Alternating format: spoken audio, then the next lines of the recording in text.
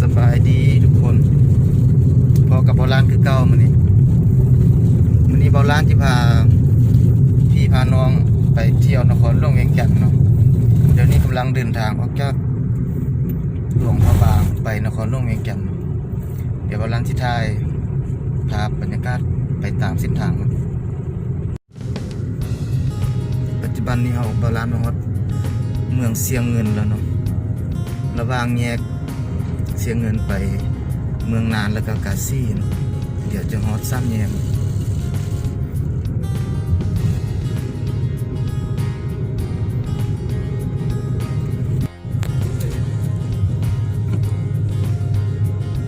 ตอนนี้ก็เฮาก็มาฮอดซ้ำแยกแล้วเนาะซ้ำแยกระหว่างทางไปเซญะบุรีแล้วก็ไปเมืองภูคูนเนาะเดี๋ยวเราจะไปทางตัดไม้เนาะไปทางเมืองนานกาซี่เนาะ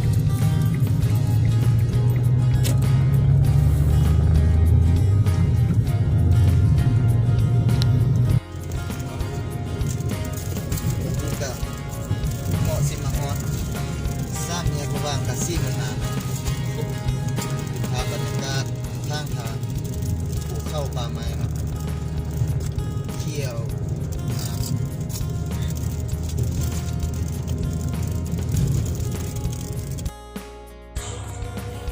ตอนนี้เราเดินทางออกจากหลวงพระบางเนาะไปนครหลวงเวียงจันทน์เราก็ที่ใช้เวลาประมาณ 6-7 ชั่วโมงเนาะในการเดินทางเนาะเพราะว่าเราต้องได้แล่นรถระมัดระวังเนาะเพราะว่าเป็นฤดูฝน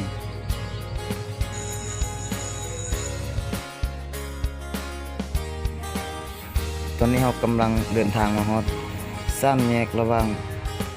กาซี่เมืองนานเนาะระหว่างเมืองนานสัญญาบุรีแล้วก็กาซี่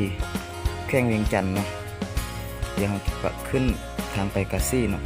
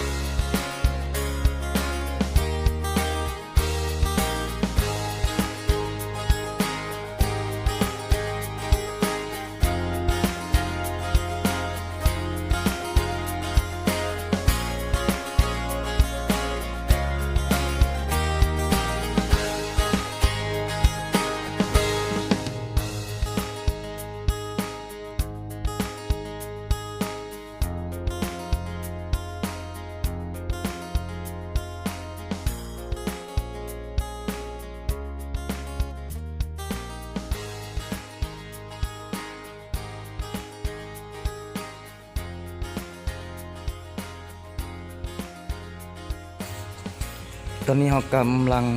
มาฮอดจุดชมวิวเนาะจุดชมวิวบนภูเกาลักเนาะ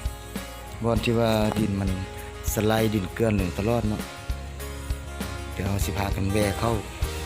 ชมบรรยากาศนิดนึงเนาะ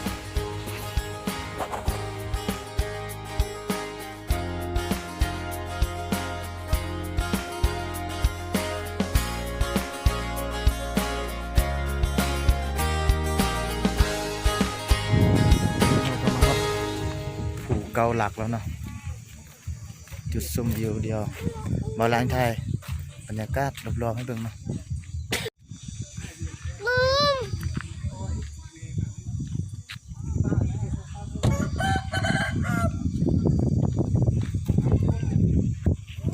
จะเป็นบนค่ายเครื่องบนพักกินเข้าจะมอกเต็มเนาะมื้อนี้เนาะมอกลาบ่เห็นยังเลยเนาะอันนั้นจะเป็นหม้อบนข้าวๆเนาะ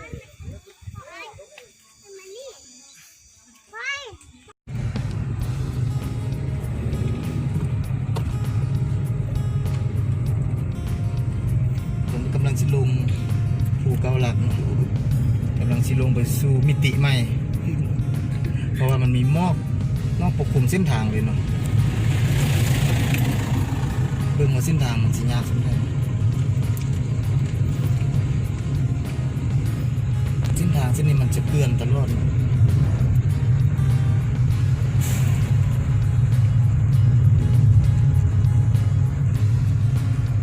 อันนี้อาจจะผ่านไปอีกมิติหนึ่งเนาะมีหมอกเต็มเส้นทาง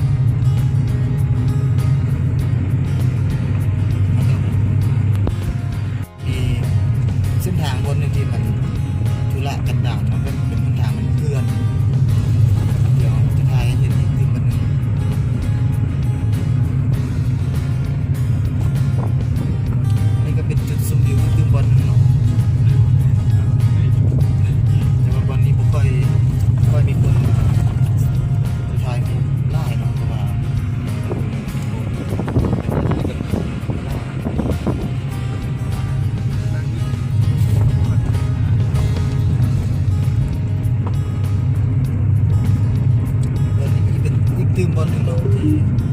เกลื่อนเนาะเส้นทางเส้นนี้บอลนี้ที่ว่าเกลื่อนตลอดปีเลยเนาะ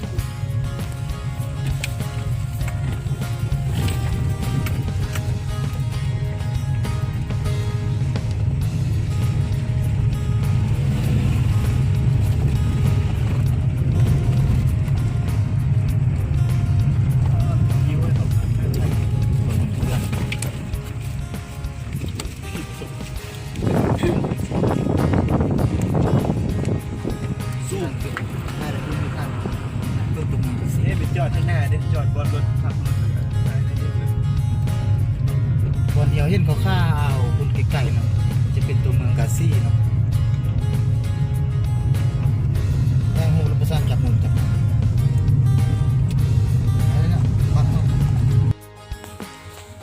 อันนี้ก็เป็นบรรยากาศภูเขาป่าไม้เนาะทิวทัศน์ธรรมศาสตร์งามเนาะบรรยากาศสองข้างทาง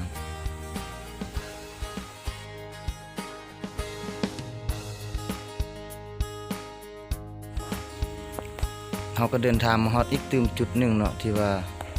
ดินมันเกลื่อนเนาะหรือว่าดินสไลด์มาแต่ถึงภูเนาะมาท่วมขั้วเนาะเพิ่นก็เลยมาแปลงทางใหม่เนาะหนทางมันก็จะยากเด่นน้อยนึงเนาะหนทางมันจะเป็นคุกคักเนาะ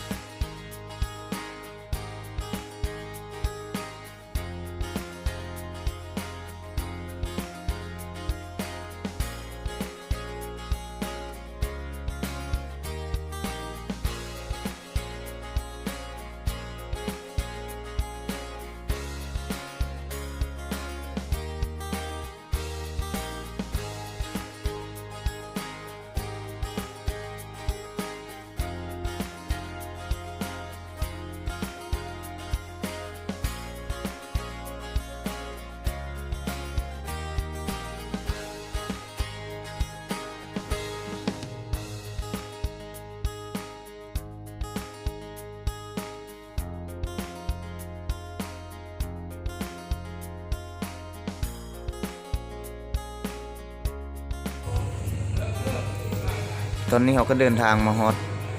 น้ำเงื่อมแล้วเนาะอันนี้ก็จะเป็นขั้วข้ามน้ำเงื่อมเนาะระหว่างบ้านเมืองเก่าหาป้าขยุงเนาะขั้วตัวนี้ก็เป็นขั้วใหม่เนาะขั้วที่สร้างแล้วก็บ่ได้หลายปีเท่าเนาะเดี๋ยวเราก็ต้องได้จอดเสียค่าข้ามขั้วก่อนเนาะ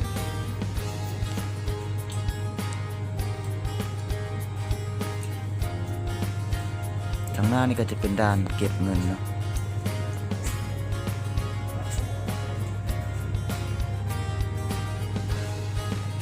เดี๋ยวเราจะจ่ายเงินเขาเจ้าก่อนเนาะ